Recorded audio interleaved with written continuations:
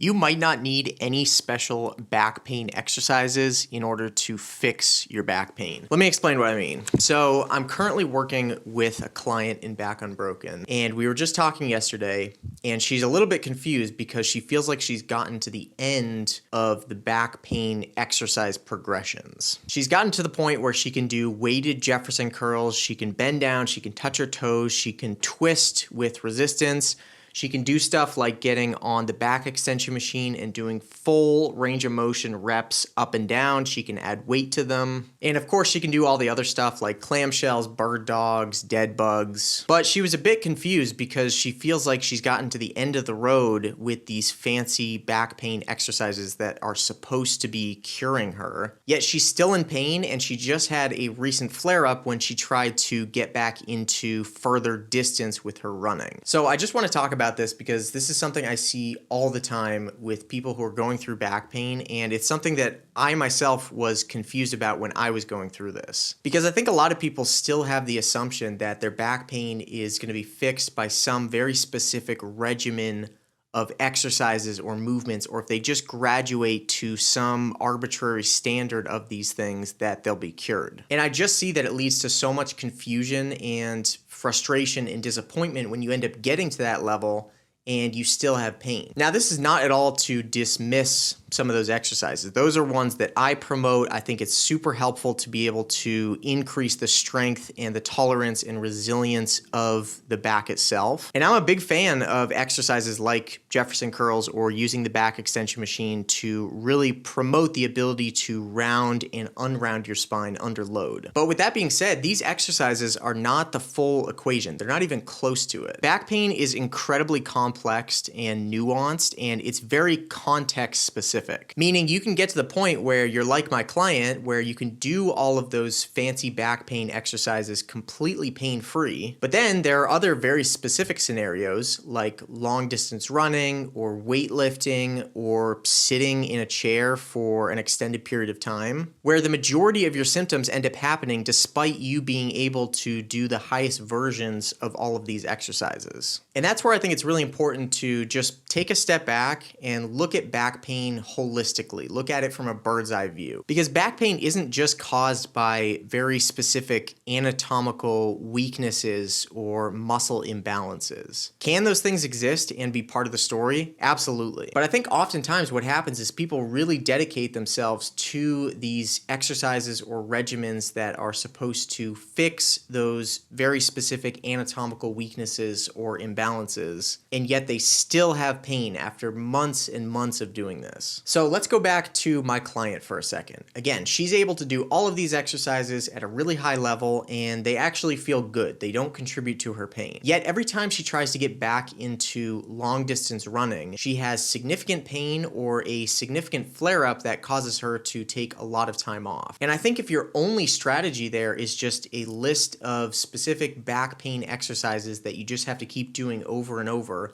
it's kind of like beating a dead horse. It's not specific enough to the activity or the physical demands of running, and so it's never going to prepare you for that. And I think a lot of people do know this, but I think it's really important to re-emphasize the idea that your back pain rehab should be very specific to the things that you get pain with and the goals that you have. So like with this client, her goal is to be able to run long distances, specifically run a 5K as soon as she can. And she wants to be able to do this without pain and without the fear of a flare-up coming from it. So back-specific exercises like Jefferson curls or back extensions or dead bugs, bird dogs, I think all of that stuff is good for building somewhat of a foundation and getting you back into some degree of movement. But if a lot of your pain and setbacks are coming specifically from running, then your rehab should eventually just look more like running. It sounds simple, but your body and nervous system, when it comes to pain, behave in very context-specific ways. Meaning that you might be totally pain-free with certain movements or activities, but the moment you try something else, you get extreme pain and flare-ups with it. So the whole idea here is that instead of just repeating the same exercises over and over without them actually having any carryover to the activities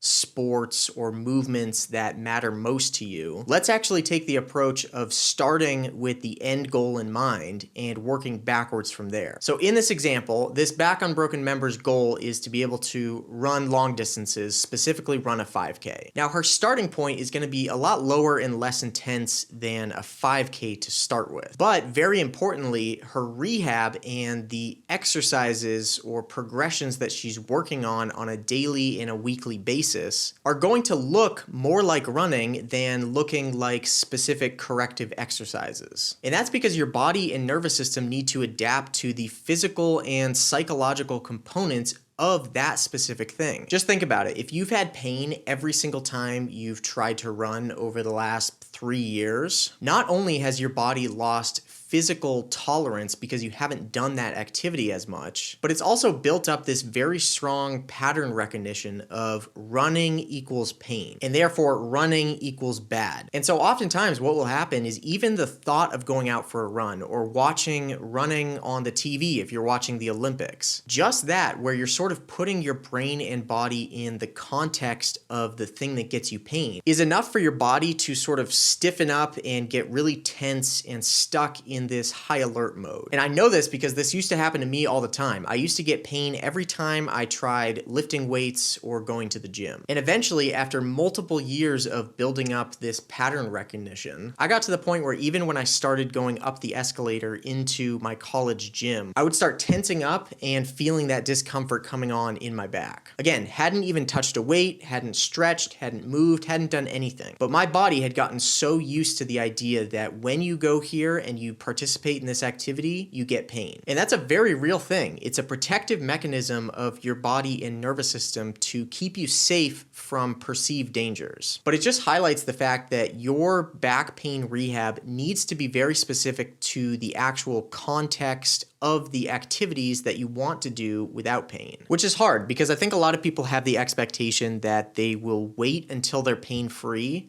and then they'll get back into the activity. Like they'll wait until they have no pain and then they'll start running again, or they'll wait until their pain is completely gone and then they'll go back to the gym. The problem with that is that it's not context or activity specific. So you're not breaking down those patterns and you're not desensitizing your body and nervous system to the thing that you want to do. So it's kind of unrealistic to expect that you'll just get out of pain and then you'll be able to jump right back into the activities without missing a beat. And I think that's where people get so stuck in this cycle is they wait until they feel a little bit better, or maybe they've had a good week, or they just wake up feeling better than usual. And so they try jumping back into the activity that is usually uncomfortable or painful, and they end up doing too much too soon and overexposing their body to an activity or a movement or a sport that they weren't ready for. And then the cycle starts all over again. So I'm kind of rambling here, but hopefully you get the idea with this message that your back pain might not require just these very specific back pain exercises. Now again, if you get pain with bending forward or with extending your back or with endurance activities that involve the musculature of your lower back, then exercises like that absolutely are important and something worth working on. But I think it's really important to just highlight that if there are other things that you get pain with that aren't specific to those movements or those exercises, that your rehab needs to reflect that. So in the case of the woman that I'm working with who's trying to get back into running, she's doing the back pain exercises, and we're having her do that on sort of a maintenance schedule of 2 to 3 times a week. But very importantly, the majority of her rehab right now is focused around her running. And what we're starting with is just very short running intervals where she walks for a period of time and then does a little bit of slow jogging and then back to walking. So she's not going out for a 5K, she's not even running a full mile, she's not even running for a full minute at this point, but she's slowly exposing her body to the physical and psychological demands of the activity that she gets pain with. And what this does over time is not only does it build up the physical tissue tolerance and strength and endurance to running, but it also slowly breaks down and desensitizes that nervous system threshold that she's constantly crossing over that tells her that running equals pain and running equals bad. Because that's really the first step to this, is we have to desensitize your body to the activity in general and the context around it. And then from there, we can slowly work on the speed and the endurance of the activity, some of those more physical aspects. But the key takeaway here is that her rehab is not just these back exercises, which again, don't get me wrong, the exercises are awesome and they're a very important part of this for a lot of people. But her rehab is also heavily focused on the context and physical demands of the activities that she actually gets pain with. So hopefully you got something out of this. I don't know if I just rambled for the last 10 minutes and made zero sense, but let me know down in the comments if you have any questions or you need help with anything more specifically. And if you're looking for a long-term game plan and a roadmap to really break out of back pain for good, I would highly encourage you to check out what I do at BackUnbroken. It's an awesome program and it's helped hundreds of people break out of back pain for good. Now in the program, I do teach you a lot of those back exercises and progressions, but it's only a small part of the program. The rest of it is all based around your specific pain triggers and activities and really working on that nervous system threshold and raising that up over time. So if you're interested, I'll leave the link down below so you can check out what we do there, and otherwise I will see you in the next video.